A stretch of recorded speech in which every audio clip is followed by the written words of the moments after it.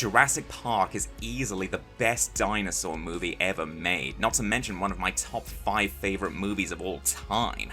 When it was first released in 1993, it presented the most accurate, up-to-date portrait of dinosaurs people had ever seen.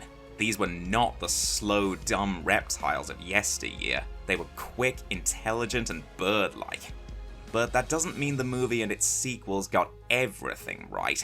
Dinosaur fanatics like me, who know the science behind real dinosaurs, know that there are several points where the movies missed the mark. Hell, even the very premise of the movie, cloning dinosaurs from DNA preserved in amber, is actually a scientific impossibility. DNA molecules only have a half-life of a few hundred years, and amber is porous, so it's not airtight enough to preserve genetic material, which means that after 65 million years, the DNA would have degraded completely. But that we can chalk up to suspension of disbelief, because that's what science fiction does all the time, to take a scenario that's impossible really and make it seem plausible. Now let's face it, the dinosaurs in the Jurassic Park story were never real per se, they were always somewhat mutated. After all, they were created by blending dinosaur DNA with frogs, so you could say that serves as a get-out clause for any ways in which they don't match up with their real-life counterparts. However, from what I hear, the goal of the filmmakers was not to create movie monsters, but to actually present dinosaurs as accurately as they could hope. So that's how I'm going to be scrutinizing them.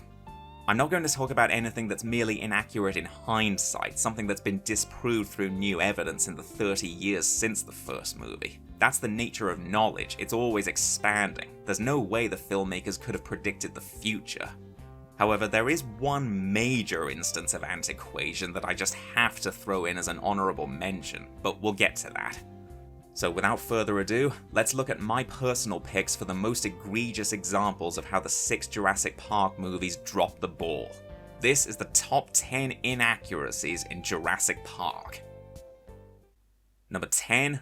Dilophosaurus didn't really fan its neck or spit poison. This is one of the more obvious mutations. In the film, Dilophosaurus is depicted as fanning a skin frill from its neck and spitting blinding poison into the eyes of its victims. Needless to say, there's no fossil evidence to suggest the real creature did any such thing.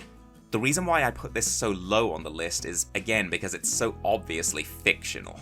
Even if you know nothing about dinosaurs, you could probably guess that this was invented purely for the film. In the book, Dilophosaurus can still spit venom, but there's no mention of a fanning frill. Number 9. Dinosaurs couldn't survive in our atmosphere. Even though this is a fundamental flaw with the core premise of the movie, I put it pretty low on the list because it's also an inherent problem with any dinosaur story set in modern times. It would be impossible for dinosaurs to live today because there simply wouldn't be enough oxygen to support them. Bubbles of air preserved in prehistoric amber have told scientists that the oxygen content during the Jurassic period was 130%, in other words 1.3 times what it is today, and during the Cretaceous it was 150%. So dinosaurs were accustomed to much higher levels of oxygen than we are. Number 8. T-Rex couldn't run that fast. In the film, John Hammond says, "Well, we clocked the T-Rex to 32 miles an hour. Now, admittedly, this one's harder to prove as the speed of Tyrannosaurus is a matter of some debate, but most modern research suggests that T-Rex was incapable of speeds greater than 40 km per hour, 24.9 miles per hour, because it would have needed much bigger muscles in its legs to run any faster. The most likely estimate is 29 km per hour, 18 miles per hour. Still faster than the average human, but nowhere near fast enough to keep up with a car for as long as it does in the first movie. Number 7. Brachiosaurus couldn't stand on its hind legs. We all remember that iconic first dinosaur encounter in an open meadow with a Brachiosaurus. At one point it rears up on its hind legs to feed on higher branches. While it is true that many sauropods, the long-necked giants, are indeed thought to have done this, Brachiosaurus is not one of them. It didn't need to. As its front legs were longer than its hind legs, it was already built for browsing exceptionally high. Plus, its forward center of mass would have made it too front-heavy to stand on 2 legs, and its hips and tail most likely couldn't support the weight. Number 6. T-Rex could see you if you didn't move. Yes, the film imagines that T-Rex had very poor visual acuity and would lose sight of you if you stayed perfectly still. But I'm afraid that important survival tip is a complete lie. T-Rex had eagle vision.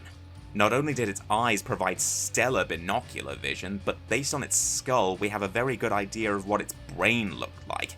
Studies suggest that T-Rex's eyesight was 13 times sharper than ours. Eagles only surpass us by 3.6 times.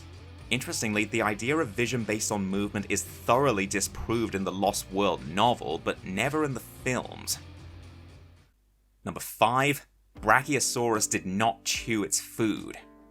In the first movie, when Grant and the children are in a tree and a Brachiosaurus comes in to feed, Grant tells Lex, Just think of it as kind of a big cow. The animal itself reinforces the similarity by moving its jaw around while it chews, just like a cow does, which actually wouldn't have happened. Sauropods like Brachiosaurus had no back teeth, so they couldn't chew. Instead, they swallowed leaves whole, and stones they'd swallowed earlier aided in digestion by grinding up the food in their stomachs. By not wasting energy chewing, they could focus it all on fueling their gigantic bodies. Number 4. Pteranodon did not have teeth. This one's directed squarely at Jurassic Park 3. There's a moment where a Pteranodon is right up close to the camera, it opens its beak and you can clearly see that it's lined with sharp teeth. It's only visible for a second, but that's always bothered me. In that 1 second, they plainly showed that they completely disregarded the name. Pteranodon means winged and toothless. Contradicting the name is about as disrespectful as you can get. A Pteranodon with teeth is like a Triceratops with 4 horns, or a Psittacosaurus with no parrot-like beak. So yeah, a brief one, but a big one for me. Number 3. Dilophosaurus is too small and Mosasaurus is too big. Here we have 2 polar opposite cases of inaccurate size, not just in terms of scale, but because one's from the first movie and one's from the most recent ones. In Jurassic Park, Dilophosaurus was downsized to about 4 feet tall, whereas in reality, and in the novel, Dilophosaurus was 20 feet, 6 meters long, and stood over 6 feet tall. Conversely, the mosasaur in Jurassic World is greatly exaggerated. Based on the size of the shark it eats in the film, let's assume 4 meters, it's well over 35 meters long, compared to Mosasaurus's real but still colossal size of 17 meters. Number 2. The raptors should not have been called Velociraptor. Yeah, I expect many of you saw this one coming from a mile away. This covers several points at once, so I decided to group them all together, and they're all due to one simple problem. The raptors in Jurassic Park are far bigger than real velociraptors, their heads are the wrong shape, and Velociraptor lived in Asia, not North America. These raptors far more closely resemble its fellow dromaeosaur Deinonychus, which apparently used to be assigned occasionally as a species of Velociraptor. Michael Crichton based his raptors on Deinonychus in every detail, only the name was changed because he thought Velociraptor sounded more dramatic. And the number 1 biggest inaccuracy in Jurassic Park is, one word, feathers. Again, you all knew this was coming, but this really is the biggest bone of contention for me and many other dinosaur enthusiasts. For the longest time, I was severely disappointed that the Jurassic Park series didn't incorporate feathered dinosaurs. That would have been a great way to cement the overwhelming evidence supporting this with the general public. I can forgive the first 3 movies, they were made before this evidence really came to light. Jurassic World, on the other hand, had no excuse. The raptors and Gallimimus should have had feathers. People should not have to be told this. There's a throwaway line about them still being hybrids, but that's just a dodge if you ask me. At this point, portraying dinosaurs without feathers is like trying to tell people the Earth is flat, i.e. wrong! But as long as the mainstream media keeps sticking to the outdated image, the public will never accept the truth, and I think that's disgraceful. It wasn't until Jurassic World Dominion that we finally got some feathered dinosaurs, and they look pretty good, but got so little screen time that I'm not sure it'll make a difference. And if you're still convinced that feathered dinosaurs would look silly and not the least bit intimidating, I respectfully call bullshit. If the filmmakers play their cards right, they could easily make feathered dinosaurs look respectable or even intimidating. Just give them the characteristics of eagles rather than turkeys. Besides, a lot of people are afraid of birds, so the movie could build on a pre-existing phobia. And they could use their unthreatening appearance to their advantage, make them beautiful but lethal. Honorable mention. For me, the most hilariously outdated character portrayal has got to be the Spinosaurus from Jurassic Park 3. We now know that Spinosaurus' hind legs were so short and its tail was so broadened vertically that it probably spent most of its time in or near water eating fish. So not only did it look like a crocodile, but it also lived like one. In spite of its size, Spinosaurus was a niche predator, not an apex one. So much for its big scene in the movie, its almost one-sided fight with a T-Rex.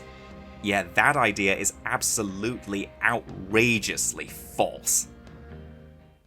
I'm amazed I wrote so much for number 1 there. It's gotta be the longest blurb I've ever written for a list at 276 words. I guess that shows just how much I had to say on the subject. I could probably write a whole essay on the topic of feathered dinosaurs.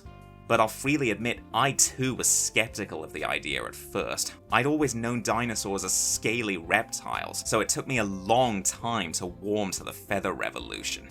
It was when I saw the TV miniseries Dinosaur Planet, not to be confused with the BBC's Planet Dinosaur, that I was finally convinced. The feathered Velociraptor in that show looks amazing. Or if you want a more recent example, Prehistoric Planet made them look even better. Sometimes you just need to see something in action and suddenly it seems validated.